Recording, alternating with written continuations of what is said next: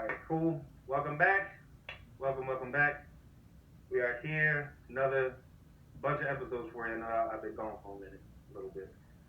Things got a little crazy, but I'm here. We're doing this again. I appreciate y'all coming through. Always with the positivity, helping us out and everything. I got my first guest in here, one of the most in shape, non Marvel people. He doesn't have a contract yet, but it's coming. I got Mitch Detrick in my lovely house today. How you doing today? I'm good, bro. How you doing? I'm doing good. I'm doing good. We've been talking about this a long time, and we got a lot to talk about.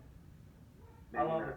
Maybe not enough days No, within the calendar, but we gonna try to get what we can out of absolutely. you. So I've known you a long time, since what, third, fourth grade, Probably. somewhere around When there. it was elementary school, you say Yeah. that. And one thing I just noticed about you was always the car thing, and then here we are, you're stalkers now. Like, we talked about it a little bit, but like, what is it that you guys do, and like your company and Yep. goal and everything like that? Yep. I'll try to sum it up as quick as I can. We actually don't work on cars themselves, but what we do, I mean, obviously I'm into them, I go to the race Oh, shows, yeah, all yeah. that stuff, so I have friends that are in it, so, but, what we do is, we are an automotive machine shop, so we have engines come in, we Yeah. disassemble them, or some guys, they're hobbyists, so they're into it, Mhm. so they like to take them all apart, full check everything over, machine everything that's needed to be done, they build Right. their own, but we also, my father's very good with it, he'll Okay. build them as well, too, for guys, so. Mhm.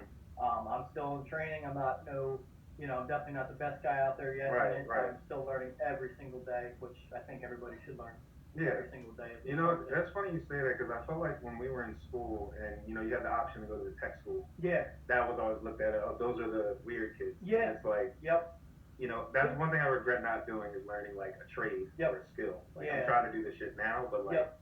Well, there's nothing wrong with that. There's never Right, of course. there's never a time to not try to do that. Yeah, Anything, yeah. plumbing, I think I'm gonna try to go on a whole other rant here, but plumbing, electricians, it's needed. HVAC. Oh, all that absolutely. stuff. All that's Yeah. needed. It'll never go anywhere. Mhm. If people don't know what they want to do, they should get into stuff like that. Yeah. The Absolutely. automotive business sucks, but it's a very hard way to earn a living, because that's what I did first before we had the opportunity Yeah. to take over Stalkers, long story short. Okay.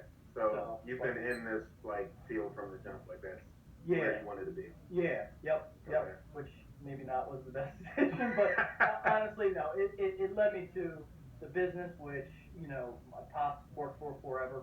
Okay. He was with them. That's why we kept the name Stalkers. That's why we didn't name it my last name, Detrick Right, or anything like yeah. that. But he kept that name because he loved those people. They were very good people, Mhm. down to earth, all that stuff. So. Yeah. And as you know, we're in Phoenix still, so that township's booming. Oh, of course. And Yeah. I know you're a huge local business guy. Yeah, And absolutely. like supporting that. I could not agree with you more. Like, Yeah. definitely got more into it from working Yeah. like at the post office now. So Yeah. like, You meet a lot of different people. oh, all the time. And then when I'm delivering to these places that are on my route, and I know the people and they're good and everything, I'm gonna go to Giovanni's instead of Domino's. Yeah. Most of the time. Yep. Because I know what I'm getting there, quality wise. Not that it's like a knock on Domino's or anything, Oh no. but No. like, they're gonna survive more in stuff like the pandemic than other places. Like, Yep. like I think Nelson's is closed now. Yeah. Yep. And now you got Handle.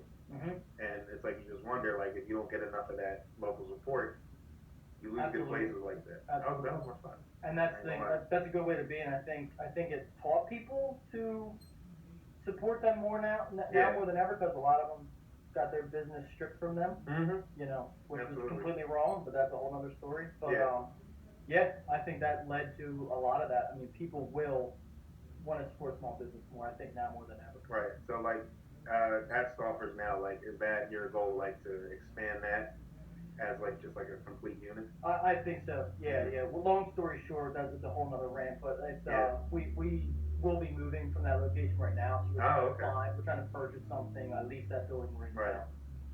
But we partnered up with an awesome guy years back. He helped me get my feet wet. I mean, I was 21 years old. Yeah. I was just a 21-year-old dumbass at that point. You know what I mean? So it's like, we had no idea how to run a business. My dad knew how to turn the wrenches, run the machines, and all that stuff, but he's training me as well. Training me still this day. He'll correct me on some things like, oh yeah, I forgot. Yeah, you're right, Pop. Right.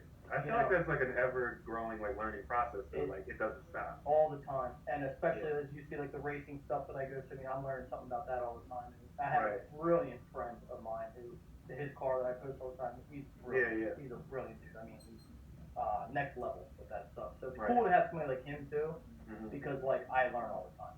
Right. He can weld all that type of stuff. He literally the mad scientist. I'm so scared to do that shit. That just looks fucking dangerous. It's cool shit. Is it? It's cool shit. Yeah. See, like I know, like I deliver in the heat, but nothing makes me like hotter than seeing one of you guys in a garage or like driving by Sunoco and they are just in there just racked up, like giving me the Samuel L. And I'm like, all right, it's not as hot for me. Like that, I don't know if I could deal with. It's brutal. I could be like a seasonal winter mechanic. Yeah. Like that, you know? But no, I get it. Like fortunately for us, we have one part of the shop that's not. We have like a big like hot tank that cleans things. Yeah. That keeps that warm in the wintertime, but there's no HVAC in there because it makes no sense. Oh, of course, right. But the rest of it, we do have wall unit, AC unit, so we are kind of blessed. You got something we are blessed in the summertime because I'll tell you what. So I can't, the guys in the auto repair when they have the doors open all day. Yeah, I feel so bad for them. I know they, some are making a good living and then some aren't, but that's. Like, would you say it's like hard work? And like, what I mean by that is like. Like I would consider our jobs hard, but because of like what and like like with everything when you master something. Yeah.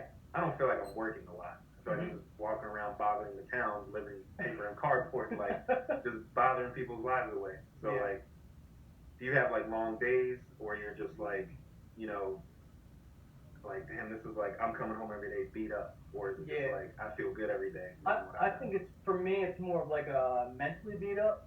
The job isn't really there's things I drop things in my feet, I smash my fingers, whatever that happens at times. But there are heavy parts, stuff like that. But no, I'm not like an auto repair where they're smashing their head on the car, the eye off, all that stuff. Like those guys, like I said, I have the utmost respect for people in it. Oh, absolutely. I've been in it. It sucks. But well, it's got to go wrong if you headbutt an engine. Yeah, exactly. Yep. So exactly. That I completely understand. Yep. So like, would you attribute that to because I know you've done you're like an advocate to me for the 75 hard. Like I know Ben and a few of the other guys did it. Yep. Like once or twice, but I feel like you just keep repeating it and it shows. You look great. Well, I'm not a macho man. I'm not the strongest, biggest, fittest guy. You are so good at like. Not falling into the peer pressure like when we be having our events and stuff. That's the point of it. I'm always trying to get somebody just to get them, just to see if they mentally can handle it. Yep. Because I know I can. And that's what it is too. Like you just nailed it. It wasn't even like the whole. Like I said, you can tell. You can look at me. I'm not the biggest, jacked, most ripped guy out there. I like beer. I like shitty food. You know what I mean? So like I get right back into that, but. I can tell, and I'm on that roll right now where I'm going to have vacation this week, but I'm going to get back into something like that routine when I get back because I can just tell I'm off mentally. And not in a bad way, not depressed, not sad, nothing like that, but it's just I'm off. I know I am. But it literally makes you laser focused. Right. It's so easy to explain, but not at the same time. You have to do it to try. Right, like it's really a test on like your willpower to keep things going. Yep. So like, what do you like? What's the setup? Like, what do you do? Like for anybody that doesn't know, like how it goes. How it goes? Yeah. Yeah, what the program, what it is. Yeah. So Andy Frisella, look him up. Brilliant dude, very hardcore. So again, he's not PG rated, So he's not PG rated. So if you don't you're not gonna say no heart. Yeah. Right. Yeah. If you don't like fuck every other minute and this stuff, don't listen to him because it's brutal. But I love it, because I got talked into listening to his podcast. His first one was MFCEO. Yeah. And then it turned into Real AF afterwards. So, I mean, the dude built like 6 or 7 companies, I think, at this point. First one. He knows what he's doing. Absolutely. 9-figure companies. He knows what he's doing. Yep. And he's got a good team below him, too. And he says all the time. It's within the people as well. But he did do the hard work first and all that stuff. But he created the 75 hard program, I guess, back in 2017. Don't quote me on that. Maybe 2018. But I kept hearing about it years ago. And I'm like, I can never not cut it out. I can never. I always want to have a beer with the boys or whoever. Football Sundays, stuff like that. But we all want to do it. But I never thought I could do it. But my one friend Chris, he did talk me into it back in 2020, and that was a great year to do it because everybody was. Yeah, man, nothing to do. We all, right. All playing checkers and get bored after work. Yeah, getting fat. You know what I mean? I was gaining some weight. I know I was gaining weight. So. And DoorDash people was getting sick. Hell yeah, we were supporting all the local restaurants. Yeah. But, we were. It's just. I still ran. I still did stepmom workouts at home and shit. Right. I'm like, I'm on the floor doing ab workouts and shit. Like, Right. I mean, that's all you could do. But it's awesome. Honestly, like I recommend everybody to do it. It sounds crazy, but Right. it's called 75 hard for a reason. It is Yeah. hard. But what it got me to be able to do is, I mean, can wake up early, go to the gym early in the morning, and I like to lift because I used to do it every now and then, but I would only do cardio in the morning. Right. But this, you have to do one indoor, one outdoor, no matter what. You know. Okay. And then, like he says, it's like don't go out in a thunderstorm when it's lightning out. You know what I mean? Of course Like not. he's We're not David Goggins over here. yeah, that dude's a savage. For the Avengers Olympics. That man is wild. That dude's a savage. Absolutely. I'm halfway through that book. You Can't Hurt Me. I haven't read it yet, but I need to. Appalled. Yep. Like he's it literally makes me grateful for every bad day that I think I've had. Exactly. Well, it's insane. It's exactly what it is. That's what 75 hard did for me was because, like, you know, you have these tough days and you get all anxious and you have no idea how mentally frustrated you make yourself every single day. And I know I was one of them. I mean, people, the guys joke about all the time when I'm pissed off about something at the shop or whatever. But like now more than ever, I'm just like, dude, there's people that would kill to have my bad day. So, you know what I mean? So I'm like, I really got it. Mitch, shut the fuck up. You know what I mean? Like, you know what I mean? You know, stop being a little bitch and just get through it, you know? And yeah, some days suck. You know how people are. People suck at times, but, you know, that's never going to change. No, it's not. You're grateful for, like, the opportunities that are in front of you. Like, every time I see a homeless person. Yep. And, like, I know it might sound a little cliche, but I immediately, like, thankful for just everything I had. Because I'm like, I could not imagine just on the street is where I am all day. I think that is the best way. That's a great way to be. Seriously, I think that's a great way to be. Yeah, like and I know there's people that have like less than we do and more than we do, but it's like, you know, I think there's an understanding of that up until a certain like level of money where you're just in a completely different universe. Like exactly. We look at Starbucks as like the high end. You know, you up there. Yep. That's probably their version of McDonald's. Yeah. And stuff like that. So it's absolutely. Like, I'm grateful enough when I can open my eyes. Yep. Every day. If I like get a cognitive thought like, ooh, I'm here. Like I made it. Like, let's go do something. Yep. Let's make it productive. No, we're not promised tomorrow. So that's the greatest way to be. Everybody should be like that. You know, life is not easy. It's never going to be easy. You know, and if you try to make it too easy on you, you're just going to kind of stay. And I'm not talking shit. You know, you want to be an average Joe. That's all I am. I'm nobody. You know, I'm no public figure. I'm nothing like that yet. I'm still on the plan. You know what I mean? I'm just an average Joe. But absolutely. You know, I think being that way, you know, grateful for everything you have, no matter what it is. Yeah, because I can be on the street. Yeah.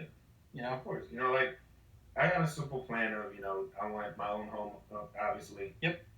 Give me like 2 more properties and 2 beach houses. Yep. Yep. I'll maintain that and then just create wealth. Yep. The younger people, I'm not handing you nothing. No. You're going to learn how to do this. No. Keep it going, because if not, I'm going to haunt you from the grave. Yep. It is what it is. Like, yep. But that's how it was. That's what we grew up with, you know? Yeah. And I mean, so many people like that. I mean, our customer base is, you know, a lot of hardworking men and women, you know, both of them. And they're all just same way. It's like, I'm not handing them this, you know, they got to learn, you know? And you're not a very angry person, actually. I don't think I've ever seen you angry. Like, if I put you and Chad in a room to see who's going to get pissed first, y'all be there until you die. You die. No, I try not to be. At work is a little different. Like, you talk to my father, like, God bless that man. He deals with some shit every day with me. But I'm never yelling at him. I'm just venting about shit. He gets it. He understands. And I was just like, yeah, all right. You got a work ethic too. Yeah, like, absolutely. That for me is a quick trigger. Like, do not. You can assault me as a person, but every job I've had, is complete. I've never had a job that I don't work weekends. So like Saturday to me has never felt like a day off. I know what you're saying. Since we were in school. Yep. Like, it's just, even like I'm on vacation right now. Yep. Twice I have gotten up, put half my male uniform on, and then realized, well, damn. Go back down and go do something else. Yep. It is just literally habit. So, but like back, like with the 75 hard, I do want to give it an honest man's try. You should. You should. I just talked somebody into it over the weekend. Yeah. Because I was wearing a First Form shirt, and he asked, and he's like, yeah, I need that push. So I sent him the podcast where Andy breaks it all down. Right. He texted me the next day. He's like, thank you for that. I'm starting July 11th. I think that's cool as shit. You know what I mean? I really do. No matter if he gets through it or not, he still is at least going to try it. Right. And I failed it. I've done it a couple times. I mean, I failed. You know? Yeah, it's like, do you really look at it as failure if you get to day 40 or 50, or even like the first time you try it? Yep. Like, not expecting, okay, you're just going to get it the very first time. Like, if you try it for 30 days, you mess up. You go to try it again, and you get to 40 days. Yep. Like, even just working your way up to getting to the 75, like, that's still, like, you're still putting in work. Yeah, you're still putting it in. And and that's the thing, too. It's being truthful, because I'm sure there's plenty of people out there who have done it, where they forget to take the picture, or forget to read the 10 pages, or just don't want to, or they do 42-minute workout instead of 45. You know, it's just like, no, you have to. That is the point of it. That's the point, because you know, it just makes you better in every way. It at least did it for me. I don't know. I can't speak for everybody, but I feel like it creates like tremendous discipline. Absolutely. Yeah. You know, like it's easier for you now to just be like, nah, like, all that. Yep. Chick-fil-A will. I need to release this everlasting bind it has on my soul. I love it. If I drive by and I see that sign, it's literally looking at me. Dude, I know. Trust me, I get it. It's been a long, hot day. Like, I done had it. I done stepped in dog shit. Like, I get it. Trust me, I can't. It's 8 o'clock at night, like, and I'm like, all right, I shouldn't even be eating past 8 anyway. Yeah. So if I cook, it's gonna be later. Yep. Always there, you know. So, but no, it 100% needs to stop. But I think that is huge, and like I appreciate like how you look at these things just as a like self-improvement. Yeah. I don't think a lot of people focus on that more than they should. And I'm guilty. Like I did most of my life. You know what I mean? I definitely didn't. And that's the thing. Like even like you said, the work ethic. That was like, I woke up at 24, I think it was, and I just was like, yeah, dude, you're slacking.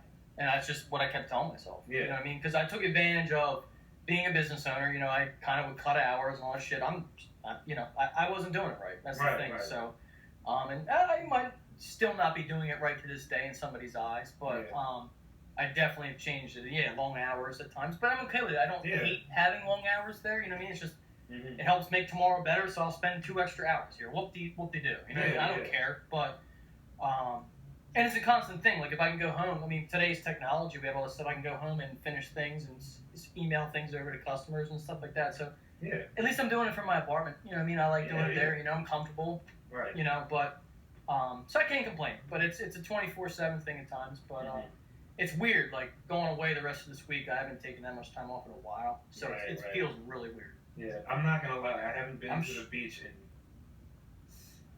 like feels like 2 years. Yeah. Like I've gone, not for me.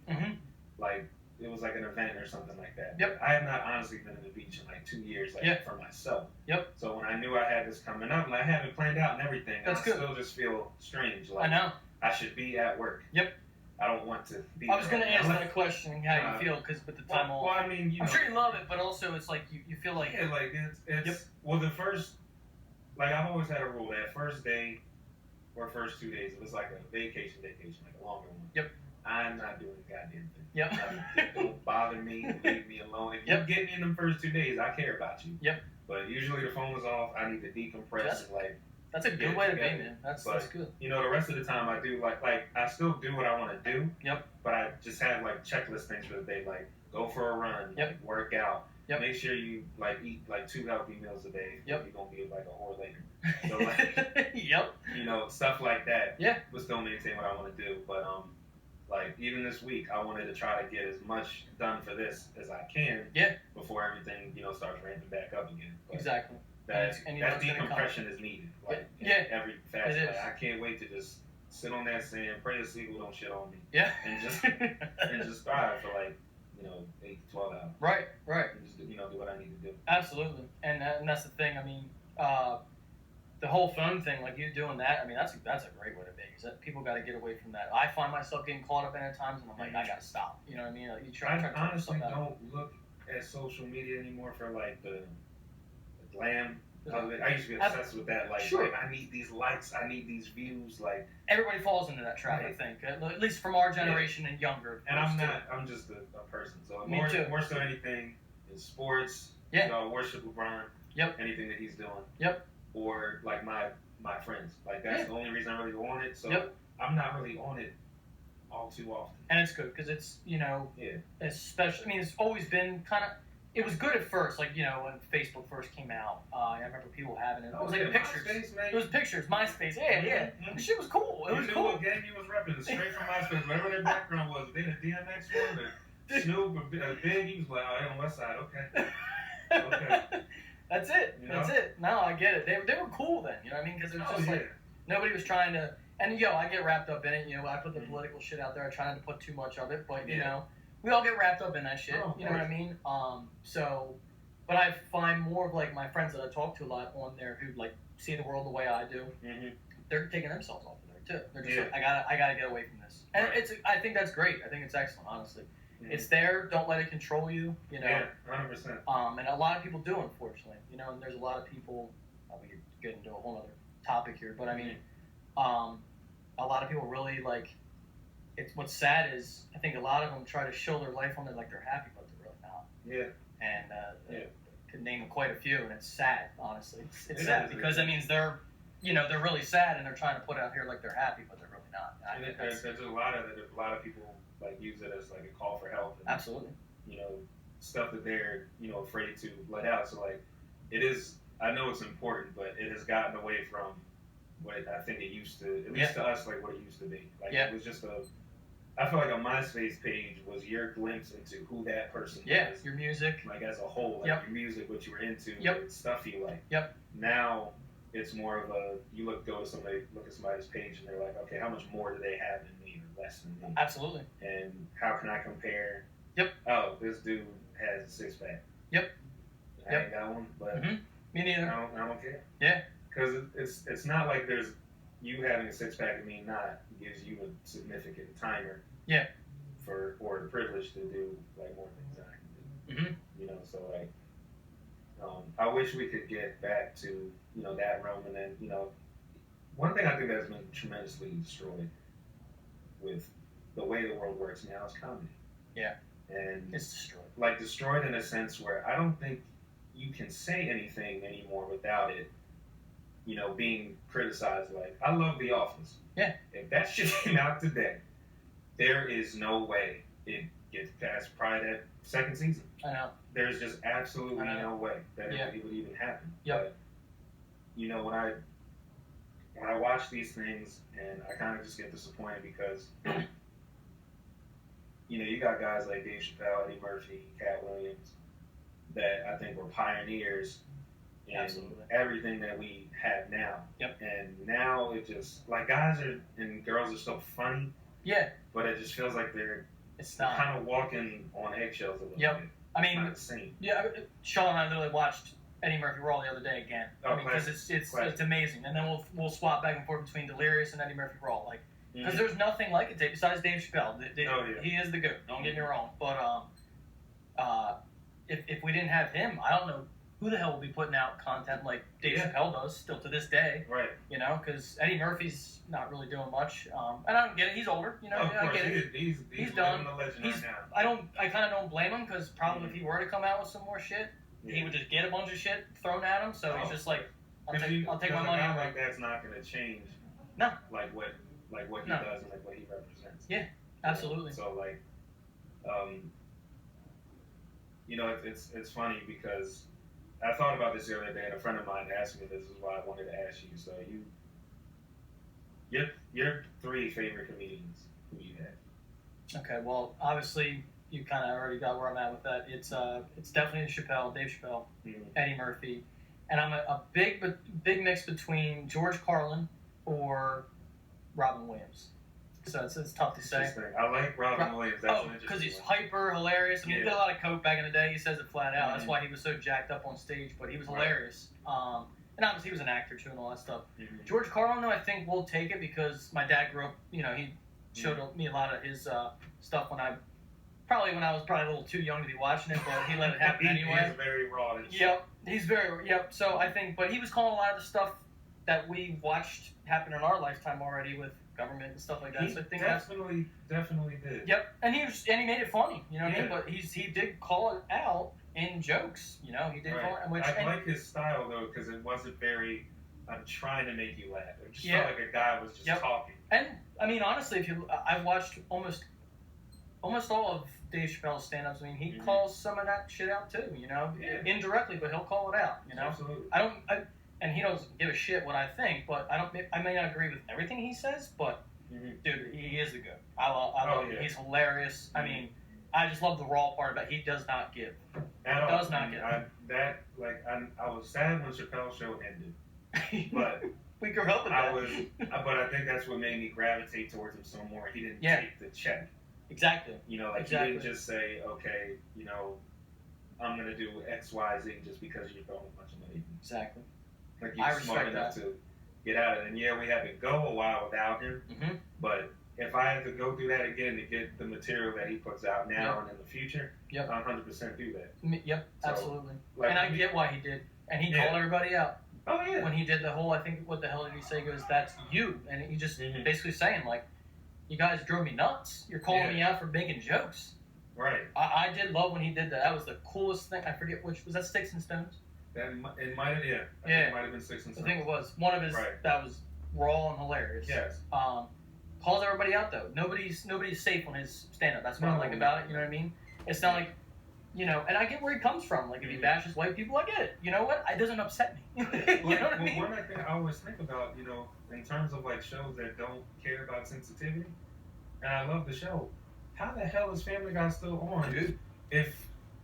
Just saying, only show, I think, that can get away with 9/11 jokes with no remorse again and again and again. Yeah. And the reason I love them is because, like you said, there's not one group that they attack. No. We're all getting it. Yep. One of my favorite ones was the one with the all the cops left. Yeah. And then they all unzipped and it was black people dancing. I was fucking crying.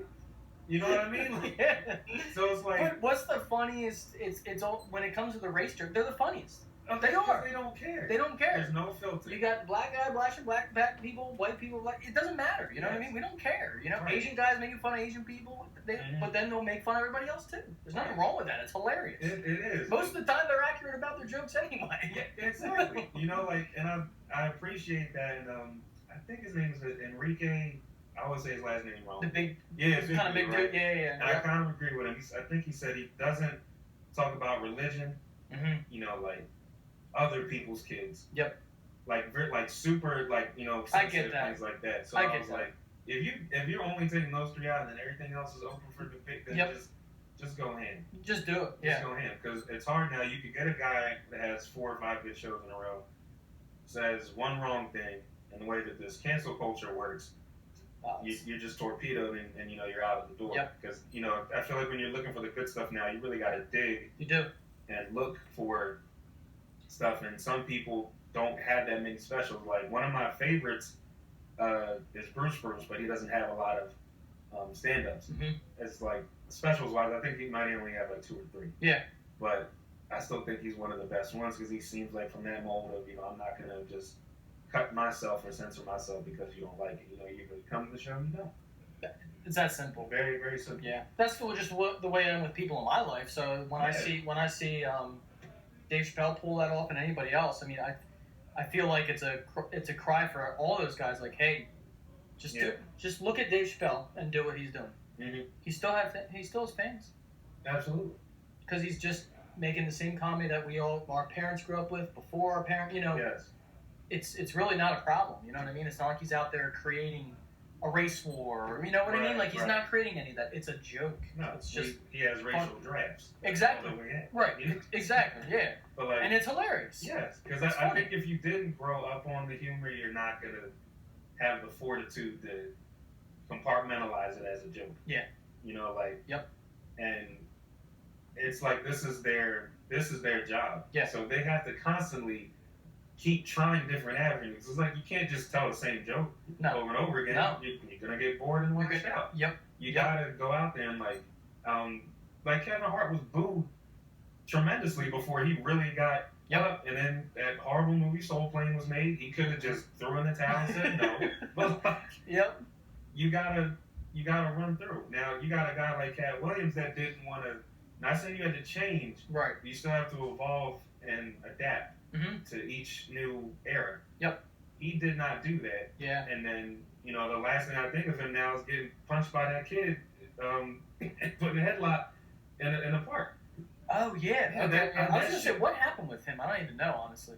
Cocaine, drugs. Yeah. Oh, he was, don't get me wrong, he was funny as shit. Hilarious, man. Because when he would act shit out on stage, it's hilarious.